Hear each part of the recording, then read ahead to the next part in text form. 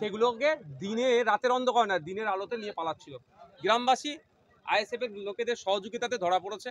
প্রশাসনের লোক এসেছিল, সেটা নোট করে গিয়েছে। আমি দেখছি প্রশাসনের পক্ষ থেকে কি ব্যবস্থা গ্রহণ করে। তো এটা পাইপটা বড় বলে আপনারা দেখে ফেলছেন। এরা ছুঁচ থেকে শুরু করে সবটাই মানুষের চুরি করে দিচ্ছে। এই চুরি করেই দলটা চলছে। এক কথা, এটা চোরেদের দল চলছে, এটা মেনে নেওয়া যায় না। কৃষকদের স্বার্থে যেগুলো এসছে সেগুলোকে ফেরত দিতে হবে। আর যারা এই চুরি কাজের সাথে যুক্ত তাদের বিরুদ্ধে প্রশাসনকে কঠোর ব্যবস্থা নিতে হবে। আজকে আমাদের অঞ্চল সম্মেলন ছিল, ভগবানপুর অঞ্চল সম্মেলন। গ্রামবাসীদের সহযোগিতাতে আমরা এবং পুলিশ প্রশাসনের তারা নিরপেক্ষতা বজায় রেখে যেভাবে ডিউটি করেছে, দুটোকে আমি কুর্নিশ জানাচ্ছি। এবং আমাদের পার্টির বিভিন্ন স্তরের কর্মীরা ছিলেন। ভগবানপুর অঞ্চলের নেতৃত্বদের নিয়ে আজকে আমাদের একটা অঞ্চল কমিটির প্রস্তাব গৃহীত হলো। গতকালকে বারুইপুরে এক মুসলিম টোটো চালককে রীতিমতো বজরঙ্গ দলেরা খুন করার চেষ্টা করেছে।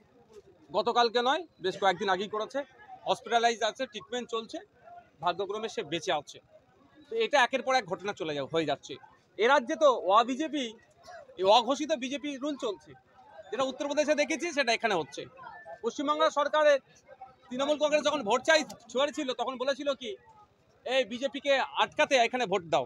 আর আমরা কি দেখছি, সে বিজেপি আরএসএস বজরং নামে ধর্মীয় দলের ব্যানারে কিভাবে মুসলিমদের উপর অত্যাচার হচ্ছে, সংখ্যালঘুদের উপর অত্যাচার হচ্ছে। এটা বন্ধ করার দায়িত্ব মমতা ব্যানার্জিকে নিতে হবে। আর যদি না বন্ধ করতে পারে, আগামী 2026-এ সংখ্যালঘুরা জবাব দেবে। এখনো পর্যন্ত সেই অঞ্চলের যারা বিধায়ক রয়েছে সেই আক্রান্ত পরিবারের পাশে এখনো যায়নি। দেখুন, এরা ভোটের সময় এসে ভয় দেখাবে আর ভোট নেবে, এটা তো এদের কল না। মুসলিমদের ভয় দেখাতে পারলে তাহলে ভোট বেরিয়ে যাবে।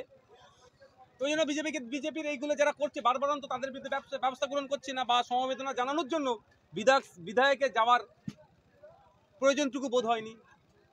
আপনি গতদিন যে জয় বাংলা স্লোগান নিয়ে বাংলাদেশ স্লোগান বলেছিলেন, তার পরিপ্রেক্ষিতে শওকত মোল্লা বলছে আগামী দিনে আপনাকে জয় মমতা বলা ছাড়া কোনো রাস্তা নেই। ইভেন্ট আফটার ইলেকশন আপনাকে জয় মমতা বলে চিৎকার করতে। আমি একটা কথা বলি, ওই শওকত মোল্লা একটা সময় বলতো কি, জয় বামফ্রন্টের জয়।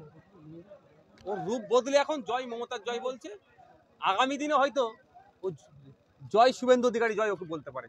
তবে নওশাদ সিদ্দিকী বাংলার জয় হোক, বাংলার ভালো হোক, দেশের জয় হোক, দেশের ভালো হোক, এই স্লোগান এখনো দিচ্ছে, আফটার ইলেকশনও দেব, এবং মৃত্যুর শেষ দিন পর্যন্ত বাংলার ভালো হবে, বাংলার জয় হোক, দেশের জয় হোক, এটা বলতে থাকবো।